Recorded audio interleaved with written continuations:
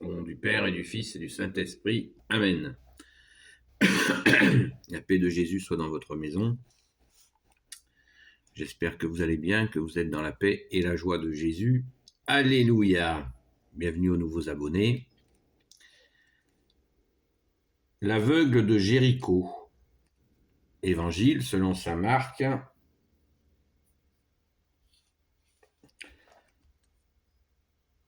Saint Marc est le deuxième dans l'ordre de sortie des versions de l'évangile en 4 formes. Le premier évangile, la première forme est sortie par saint Matthieu, et saint Marc, qui était très proche de saint Pierre, a fait la deuxième forme de l'évangile. C'est un seul évangile en 4 formes. On appelle l'évangile en quadriforme. L'aveugle de Jéricho. Ils arrivent à Jéricho, puis comme il sort de la ville avec ses disciples et bon nombre de gens, un mendiant est là, assis au bord du chemin. C'est Bartimée, le fils de Timée, et il est aveugle. Quand il apprend que c'est Jésus de Nazareth, il se met à crier « Jésus, fils de David, aie pitié de moi !» Beaucoup le sermonnent pour le faire taire, mais il crie encore plus fort « Fils de David, aie pitié de moi !» Jésus s'arrête et dit « Appelez-le !» On appelle l'aveugle et on lui dit « Courage, lève-toi, il t'appelle !» L'aveugle laisse son manteau et d'un bond, il est près de Jésus. Jésus lui dit « Que veux-tu que je fasse pour toi ?» L'aveugle répond « Rabouni, que je vois !» Alors Jésus lui dit « Va, ta foi t'a sauvé. » À l'instant même, cet homme voit et il se met à suivre Jésus sur le chemin. Alléluia, merci Jésus. Merci Jésus, là nous avons un paragraphe sans coupure, c'est parfait. Merci Jésus. Alléluia. Jésus, fils de David, il appelle directement au verset 48, fils de David, aie pitié de moi. Puisque il est bien renseigné, cet ancien aveugle, parce que David, le prophète David, le roi David, avait appris, le père lui avait dit que quelqu'un viendrait dans sa descendance. Ce quelqu'un serait le Messie. Et voilà cet aveugle qui appelle Jésus fils de David. Vous savez que Jésus est dans cette lignée 3 fois 14 générations. C'est magnifique. Et peut-être que nous avons une leçon à apprendre de cet aveugle, c'est de crier vers Jésus. Verset 50, l'aveugle laisse son manteau et d'un bond, il est près de Jésus. D'un bond. Il laisse son manteau. Est-ce qu'on ne peut pas comprendre? Il laisse son passé. Hop, il se jette aux pieds de Jésus. On retient aussi que Jésus lui dit « Que veux-tu que je fasse pour toi ?» On voit là, bien-aimé Jésus, tu nous dis « Je suis doux et humble de cœur ». Encore une preuve de cette douceur et de cette humilité. Il est le Fils de Dieu, il fait des miracles à tour de bras et il prend la peine de lui demander ce qu'il veut. Dans le but de provoquer chez lui cette foi, cette confiance. Et ça marche, ça fonctionne. Alléluia, merci Jésus. L'aveugle répond que je vois, évidemment. Alléluia. Et Jésus lui répond. Alors Jésus lui dit, va, ta foi t'a sauvé. Alors on en parle souvent de ce fameux ta foi t'a sauvé. Où Jésus, des fois tu dis aux gens, Est-ce que tu crois que je suis capable de faire ce que tu demandes? Va, ta foi t'a sauvé.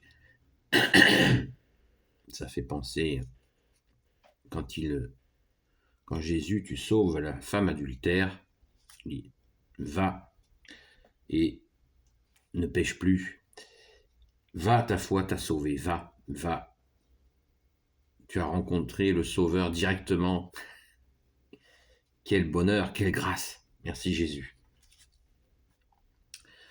Et à l'instant même, cet homme voit, il se met à suivre Jésus sur le chemin. On a vu des gens guéris qui avaient, notamment les lépreux, la parabole des 10 lépreux. Il n'y en a qu'un qui revient remercier Jésus quand Jésus les guérit. Et là, on nous dit, il se met à suivre Jésus. Waouh! Il est guéri et il suit Jésus. Autre importance, chose importante quand même, c'est que l'on sait qui c'est cet homme. Il s'appelle Bartimée, le fils de Timée. Donc c'est une personne connue, très important. Expliquer le pourquoi du comment, j'en sais rien, mais c'est toujours intéressant à noter dans un coin de sa réflexion qu'il est connu.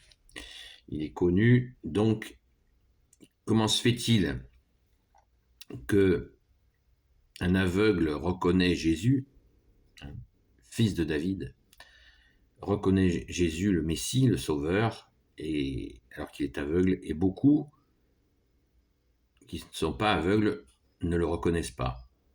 Mystère, grand mystère.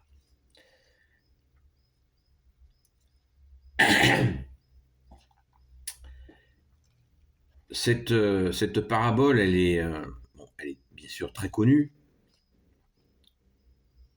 et on a tendance souvent certains ont tendance à dire, mais oui, mais l'aveugle, c'est symbolique. Voilà. C'est symbolique. Jésus le guérit symboliquement. Il lui ouvre les yeux de la foi, c'est tout. Il n'est pas guéri. Méfions-nous de cette présentation des choses qui n'est pas claire du tout, qui est ténébreuse. Jésus, quand il guérit sur tous les plans. Le plan, bien sûr, de la foi, c'est la première chose qu'il demande. Que veux-tu que je fasse pour toi? Il guérit sur le plan physique, évidemment, les guérisons de Jésus qui sont nommées dans l'Évangile sont toutes d'authentiques guérisons, comme toutes celles qui ont suivi, tous ces miracles dont Saint Jean a dit que la terre ne suffirait pas à les contenir si on les écrivait sur des livres. Donc si un jour vous rencontrez ce mensonge qui est propagé par des gens qui ne comprennent pas, mais qui est propagé bien sûr par les ténèbres, vouloir nous faire relativiser les miracles de Jésus pour en faire qu'une affaire intellectuelle, c'est typiquement la signature de l'ennemi des âmes, du diable, qui veut dire diviseur, pour qu'on soit divisé en nous, pour essayer de faire de Jésus un menteur, alors que Jésus est la vérité, et c'est l'ennemi des âmes qui est menteur. Donc ne nous faisons surtout pas berner par cette posture qui est absolument grotesque. Jésus est bien le Messie qui guérit, et les preuves sont là. De nos jours, chaque jour, chaque minute, chaque seconde, il y a des guérisons dans tous les coins de la terre, par toi, bien-aimé Jésus. Des guérisons spirituelles, des guérisons physiques, d'ailleurs, l'un n'empêche pas l'autre, des guérisons tout court. Merci Jésus. C'est vraiment la vérité. N'en doutons jamais. Le malin, c'est ce qu'il fait. En faisant ça, il veut saper la foi. Saper la foi, ça veut dire quoi? Il veut saper la confiance. Pour que cet homme se lève à crier « Jésus, fils de David, aie pitié de moi », c'est qu'il a confiance. Il a compris qui est Jésus, le Sauveur. Donc, c'est exactement si... prenons un exemple qui n'est pas vraiment adapté, mais ça donne une idée. Si dans un couple, vous êtes bien avec votre épouse, ou madame, vous êtes bien avec votre homme, et avec votre époux, et puis il y a quelqu'un qui commence à vous dire, ouais, ta femme, je l'ai vue avec un tel, ça n'a pas l'air très clair, hein. Voilà. Hop, ça va immédiatement commencer à vous ronger. Ça ronge quoi en premier? La confiance. La confiance, c'est magnifique. C'est un joyau, la confiance. Et le malin attaque la confiance. C'est tout simple. Donc là, nous avons, à travers l'exemple de cet ex-aveugle, la confiance d'un bon. Il ne traîne pas pour venir vers Jésus, sachant que certains lui avaient dit de se taire, hein. Verset 48, beaucoup le sermonnent pour le faire taire. Vous regardez, donc la pression, ils ont mis la pression, hein.